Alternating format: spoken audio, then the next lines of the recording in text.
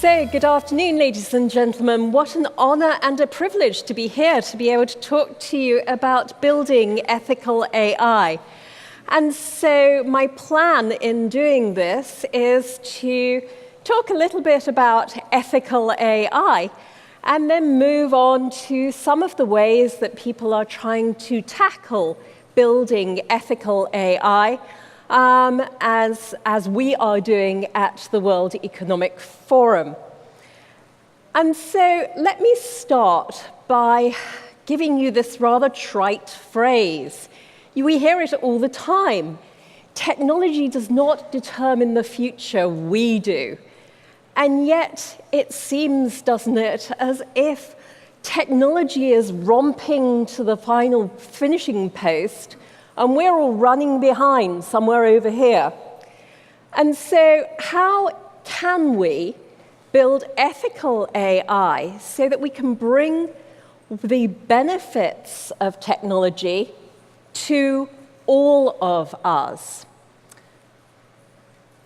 Well, let's talk about building ethical AI to do so.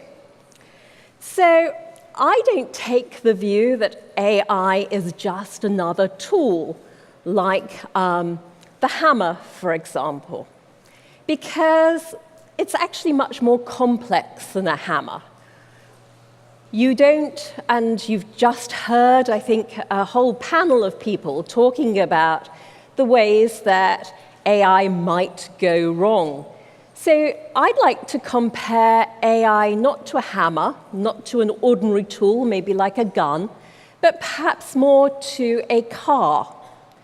So let's think about the car. You have good, well-meaning engineers trying to design a car that keeps us all safe. The same with many people who are building AI. But you've only got to get one or two components in that car go wrong, and you can have an almighty mess and a crash that kills people. The same with if you get something wrong when you're building AI, or if you use the biased data sets, or you just come from a particular population sample as an engineer, and that means that you get something wrong and you put in your own biases into the tool that you're building. And then on the other side of the car and the AI in my example, you have those customers, those users.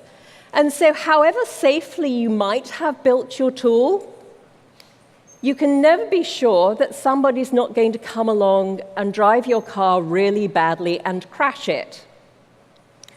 So let's then think about an AI example of that. Tay. Nobody thinks that the designers ever expected what happened with Tay, but once it got involved in that environment with those people, we found that it went wrong. And so, when we're thinking about building ethical AI, we need to be thinking about these things: bias, transparency, accountability, and privacy. Because if we don't, if we continue to build tools that catch the headlines like Cambridge Analytica, then we're destroying trust in our industry. And without trust, we are not going to be able to move on and harness the huge benefits that we know AI has waiting for us if we can get it right. So, at the World Economic Forum, what we've been thinking about is this. Agile governance as a way of building ethical AI. So, making sure that we think about governance that is adaptive. That's that horse already bolted from the stable that I talked about earlier. Let's be adaptive so that we can regulate something that's complex and moving. And when I use the word regulation, I don't mean government. I mean all these different types of agile governance strategies that I'm going to talk to you about. Let's make our governance human-centered, because AI should be there to help us, not to take over, as some of those comments in the earlier panel. Also, any governance mechanism to actually work has to be inclusive. If you don't get people to join with you, then you are not going to have a good governance mechanism. And let's make this sustainable policy. As I say, if we don't get people to join with us, then we are not going to have good governance. So these governance measures have to be multi-stakeholder. They have to include governments, business, civil society, and academia. They have to rapidly navigate change and respond to the change of the technology. And then they need to embrace change, and we need to be able to take those learnings and reiterate our governance models. So what types of agile governance am I actually talking about? Well, the development and use of standards. I've been privileged to work with the IEEE for the last 3 years on thinking about ethical standards for the work that we working in AI do, so things around accountability and transparency. As a lawyer, I'm really interested in those sort of things, because when we start to have, for example, autonomous vehicle accidents, as we have seen, we lawyers need to know how to deal with these sort of things in court. The forum that I work for has also been working on protocols around how IoT systems work together, and how insurers might insure some of those devices. We've seen social norms. We've seen a vast amount of discussion about governance in the papers. So we've seen social norms begin to develop. Private incentive schemes, certification. I will come back to that later, because one of the projects that I'm doing at the forum applies to that. Oversight by professional bodies. Well, obviously the IEEE is one of those, but also we could think, for example, of the ethical guidelines that ACM produced last year. And then industry agreements. We have seen amongst Google and Microsoft, for example, internal guidelines about the use of AI. We've also seen something called the Partnership on AI, thinking about these ethical issues and how you build ethical AI. So how our industry polices itself and how our industry moves forward with some of these initiatives are really important. So you may have read Andrew Ng's piece that said every company will need a chief AI officer. And you may also have read my companion piece, which says, and they need to think about ethical AI. So DeepMind does this really well. They have an internal ethics advisory panel, and they have an external health panel thinking about ethics and AI and healthcare. So let me just tell you a little bit about the work that I'm doing at the World Economic Forum, which I think will help to explain some of these mechanisms that I've been talking about. And let me first explain that a project is 3 months in the thinking about, 9 months in the co-creation, a multi-stakeholder process, because as I say, to do good governance, you need everyone involved. And then 6 months piloting. So if a government is doing a project with us at the World Economic Forum, that government will pilot the project that we have all worked on together. And all projects need to have, as a cross-cutting theme, ethics and values, social inclusion, humans at the center of everything that we do, and be designed for the benefit of humanity as a whole. One of the things that we need to keep in mind is that it's very easy to sit here in San Francisco talking about AI, but let's make sure that we sit in places around the world and talk about AI as well, and the benefits it can bring. So to do a project, what we do is we bring in fellows from academia, civil society, business and government to co-create these projects. And let me just talk about the projects very briefly. So the first one is what we call unlocking public sector AI. The goal of this is that we will work with the governments that are engaged on this to co-create ethical guidelines and standards. They will then use that tool, and they will use the tool to measure the validity of all artificial intelligence that they buy in or create in-house. Now, if you're talking about building ethical AI, and obviously these standards and guidelines will have an ethical component to them, if you can get a government to sign up to do this, then you are affecting a large amount of artificial intelligence and therefore building it ethically. It also allows those governments to say, this is a line in the sand. This is where we think that everybody in our jurisdiction should be building artificial intelligence, ethical artificial intelligence too. And so it actually affects the entire community of those people who are buying AI and those people who are selling AI in that jurisdiction. And we have governments in Europe and in Africa and in Oceania who are engaged in this project. The other side of building ethical AI is to help companies to see that it's really important for their brand to build AI ethically.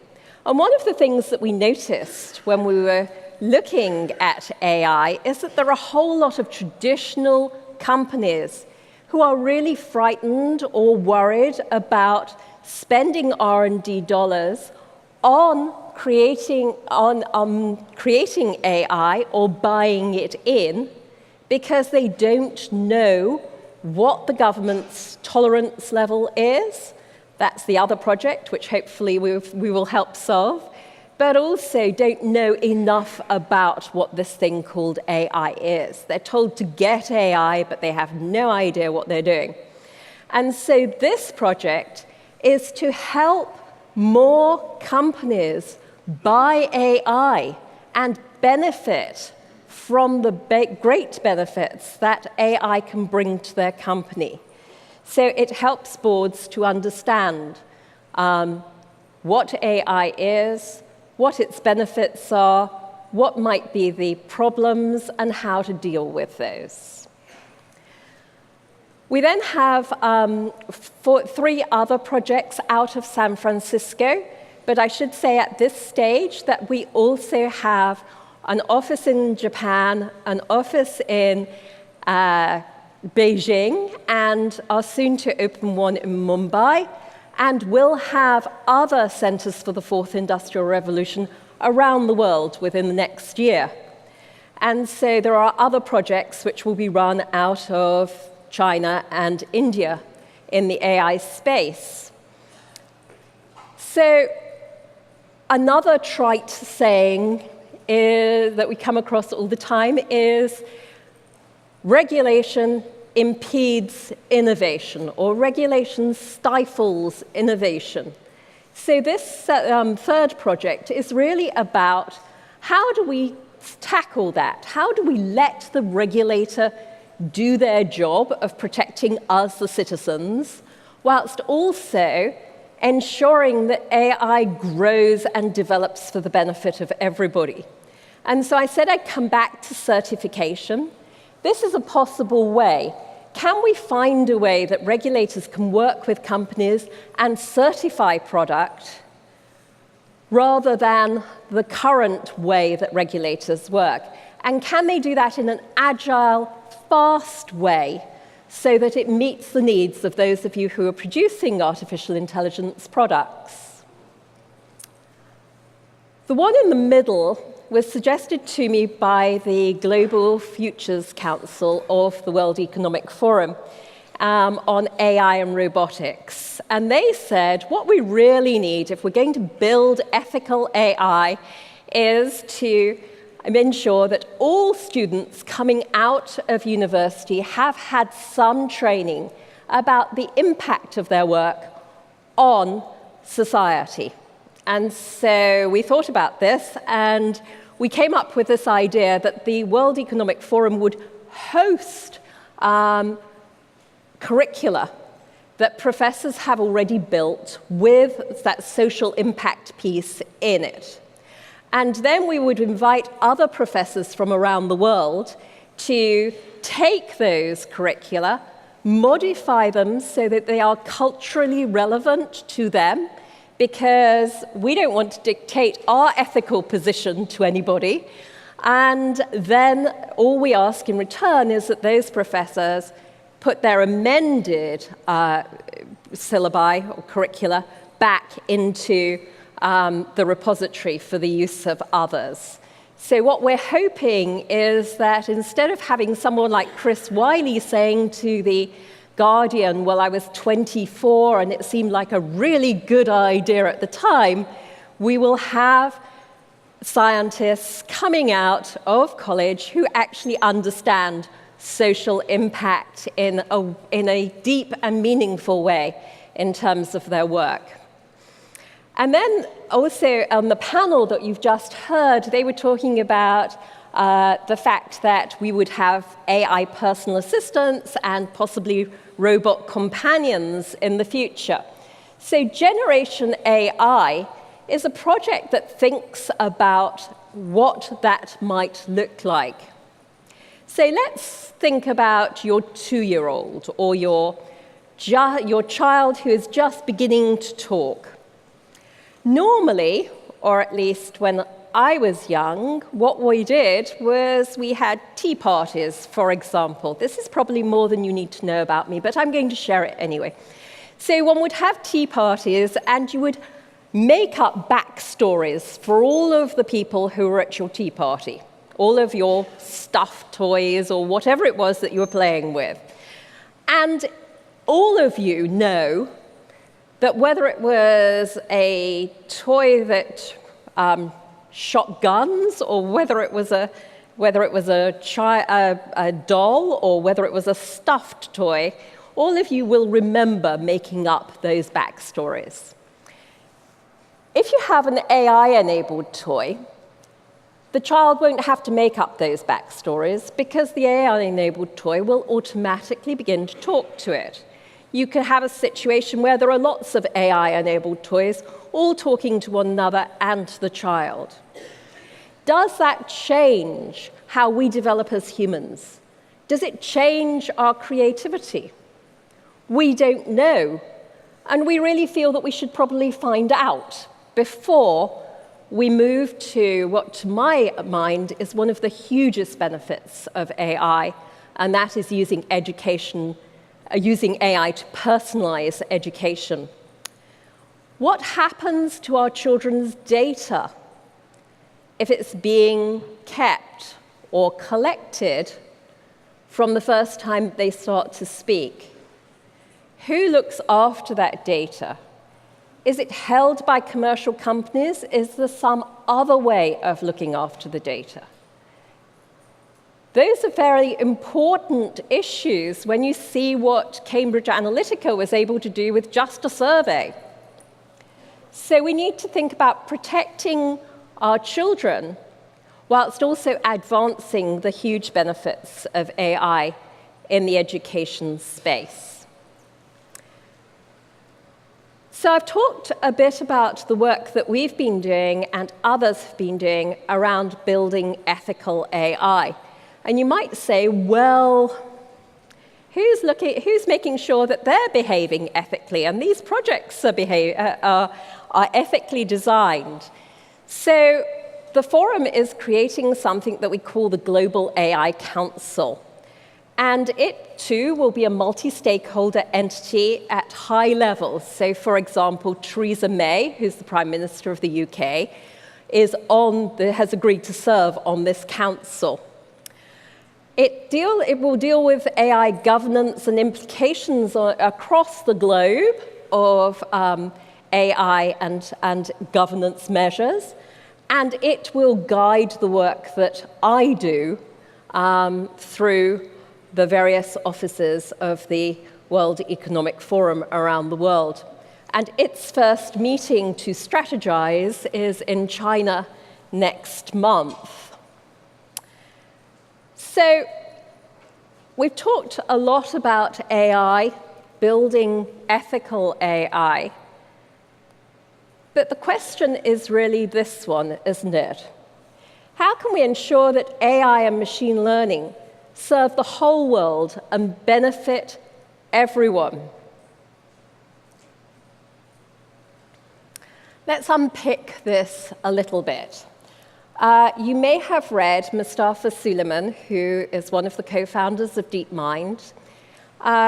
He wrote an article recently in which he said, why is it that some of the best minds on the planet are concentrating on building AI that sells soft drinks better and more often, when there are so many people on our planet that actually don't have access to clean water? So at Singularity University, we should really be thinking about that.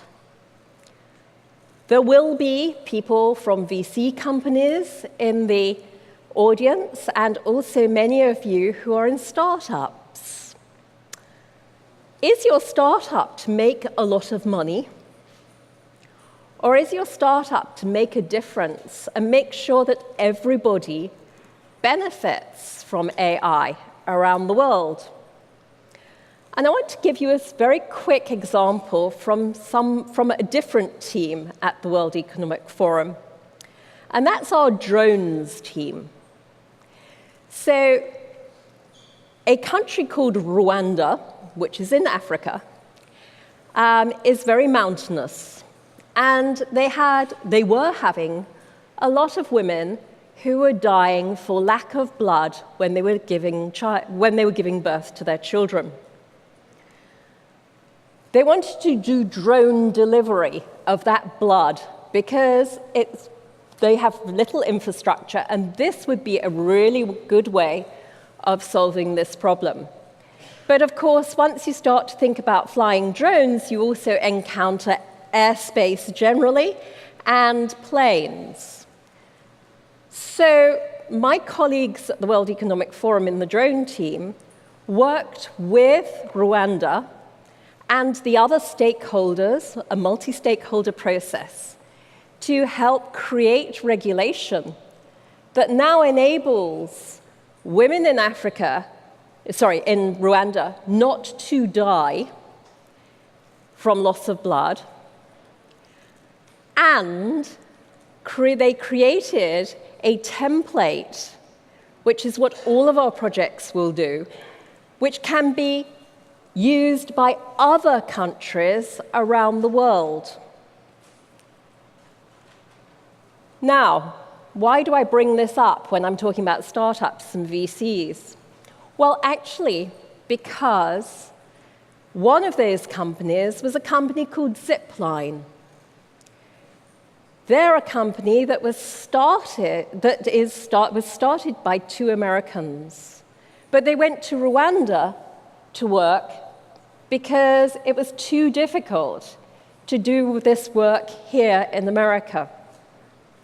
Now, as a result of the success of this work in Rwanda, they're able to move operations all around the world. So don't think that your startup actually has to be based here in order to be successful. It could be based somewhere else, and it could be solving this problem of how we make everybody else benefit, how we ensure everybody else benefits from the huge potential of artificial intelligence. And in fact, just as a side note, Rwanda now has a better maternal health rate in terms of women not dying in childbirth than a number of rural areas in America. Something to think about. So, in conclusion, I ask you to think about making sure that when you're working on AI, you build ethical AI, you think about these governance mechanisms, and we ensure that we spread the benefit of AI globally. Thank you very much.